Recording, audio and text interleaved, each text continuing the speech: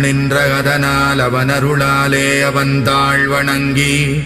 சிந்தை மகிழச் சிவபுராணம் தன்னை முந்தை வினை முழுதும் மோய உரைப்பன் யான் கண்ணுதலான் தன் கருணை கண்காட்ட வந்தெய்தி எண்ணுதற்கு எட்டா எழிலார்கழலிறைஞ்சி விண்ணிறைந்து மண்ணிறைந்து மிக்காய் விளங்கொளியாய் எண்ணிறைந்து எல்லை இலாதானே நின் பெரும் சீர் புல்லாவினையேன் புகழுமாறு ஒன்றறியேன் புல்லாகிப் பூடாய் புழுவாய் மரமாகி